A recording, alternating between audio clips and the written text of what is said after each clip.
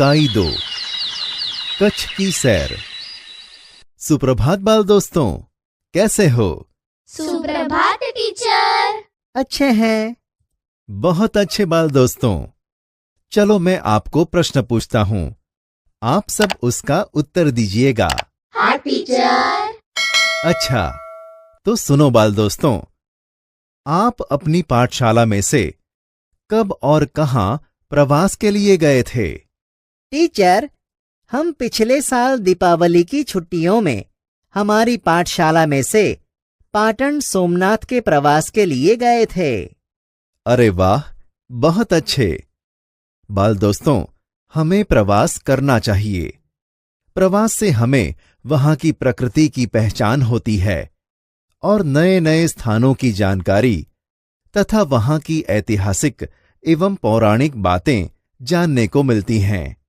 तो चलो, आज मैं आपको ऐसा ही एक प्रवास यात्रा पाठ कच्छ की सैर सुनाता हूं।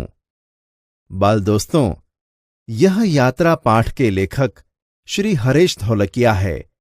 तो सबसे पहले हम उनका छोटा सा परिचय जान लेते हैं। लेखक श्री हरेश धोलकिया जी कच्छ के निवासी थे। वो एक अध्यापक थे। शिक्षकत्व उनकी पहचान बन गई है। हमारे पूर्व राष्ट्रपति श्री एपीजे अब्दुल कलाम के बहुचर्चित विंग्स ऑफ फायर पुस्तक का उन्होंने गुजराती भाषा में अनुवाद किया और उस पुस्तक का शीर्षक उन्होंने अगन पंख दिया था। श्री हरेश धोलकिया शिक्षण कार्य के अनुभव, संशोधनात्मक लेखन कार्य तथा पत्रकारत्व उनके लेखन के क्षेत्र हैं। कच्छ मित्र में उन्होंने सुरखाब स्तंभ अंतगत लिखा है। उन्होंने अंगद नो पग, 400% आनंद तथा शिक्षण संबंधी गुजराती साहित्य सर्जन कार्य बहुत लोकप्रिय है। बाल दोस्तों, श्री हरेश धोलकिया जी ने कच्छ की सैर इकाई में कच्छ का परिचय कराने का प्रयास किया है। उन्होंने कच्छ एवं इर्द गिर्द के दर्शनीय स्थानों का परिचय कराया है। तो चलो, हम श्री हरेश धोलकिया का कच्छ की सैर इकाई पाठ देखते हैं। विशाल भारत में अनेक दर्शनीय प्रांत हैं। सबका महत्व एवं सौंदर्य है। गुजरात उनमें से एक अनूठा राज्य है। गुजरात में एक विशेष जिला है, कच्छ, जो गुजरात का अत्यंत रमणीय प्रदेश है। यात्रियों के लिए कच्छ आकर्षण का केंद्र है। इसका पौराणिक महत्व भी कम नहीं। अनेक दर्शनीय स्थानों के वैविध्य के कारण इसे म्यूजियम यानी कि संग्रहालय कह सकते हैं। कच्छ में प्रवेश करते ही हमें रेगिस्तान के 2 स्वरूप देखने को मिलते हैं। एक छोटा रेगिस्तान और दूसरा बड़ा रेगिस्तान। इन दोनों में रेगिस्तान जैसा कोई लक्षण नहीं दिखाई देता। रेत कहीं नजर नहीं आती। अतः यह अनूठा रेगिस्तान है।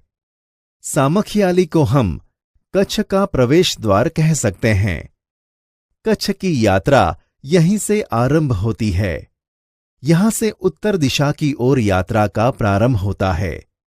रापर से धोलावीरा पहुंचते ही हमारी प्राचीन संस्कृति मोहेंजोदड़ो का स्मरण होता है।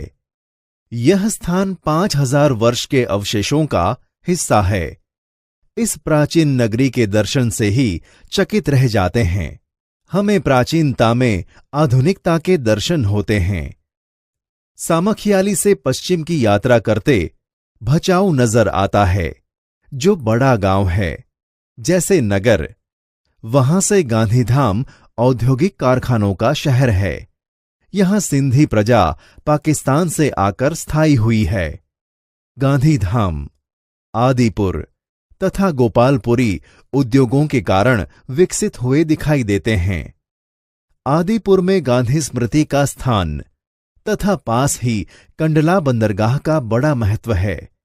कंडला का विकास वहां की प्रजा के लिए महत्वपूर्ण है।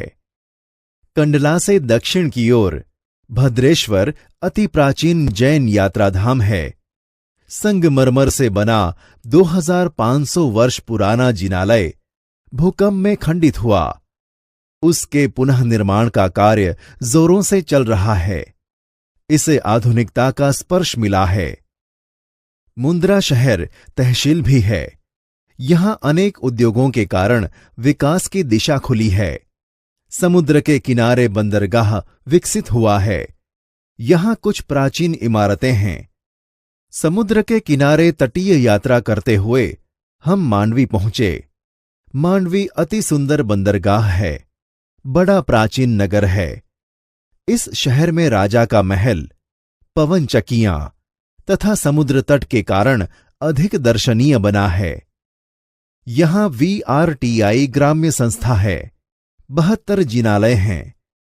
पास ही बिदड़ा गांव में अंतर्राष्ट्रीय अस्पताल है। मांडवी से आगे चलते हुए डुमरा, कोठोरा, सुघरी और जखो महत्वपूर्ण गांव हैं। जैनों का प्राधान्य यहां नजर आता है। नलिया शहर तहसीली केंद्र है। यहां हवाई सेना का मुख्य अड्डा है। नलिया से 1 घंटे की यात्रा करते नारायण सरोवर अति प्राचीन, पौराणिक धार्मिक स्थान है। इस स्थान को रामायण काल का माना जाता है। वहां कोटेश्वर नामक दर्शनीय मंदिर है, जहां से रावण गुजरा था।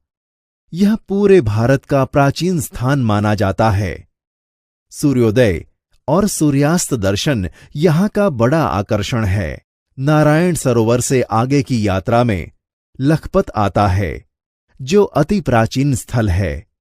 गुरु नानक की चरण रज से पावन इस भूमि पर गुरुद्वारा है। एक समय का समृद्ध स्थान आज जीर्णावस्था में होते हुए भी दर्शनीय है। यहां एक किला है। उसके बगल में पानध्रो खनिज संपत्ति के लिए प्रसिद्ध है। साथ ही विद्युत निर्माण का यह केंद्र है। लखपत से मध्य की ओर बढ़ते हुए हाजी पीर मुसलमानों के लिए श्रद्धा का केंद्र है। यहां पीर का मजार है। रेगिस्तान की झांकी यहां से होती है। रास्ते में माता का मढ़ नामक धार्मिक स्थान है, जहां नवरात्रि के पर्व पर लोग पद यात्रा करते हुए श्रद्धा भाव से दर्शनार्थ आते हैं। आगे नखत्राणा प्राकृतिक नजारों का केंद्र बना है। रास्ते में चक्ष, पुरेश्वर मंदिर, वाढ़ाए जैसे मनोहरी प्राचीन स्थान हैं।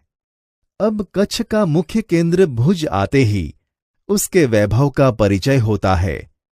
आयना महल, प्राग महल, टावर, स्वामीनारायण मंदिर, हिल गार्डन, हमीर रस तालाब, भुजिया पहाड़, लोक संग्रहालय, विश्वविद्यालय आदि के दर्शन करके हम आनंद ले सकते हैं।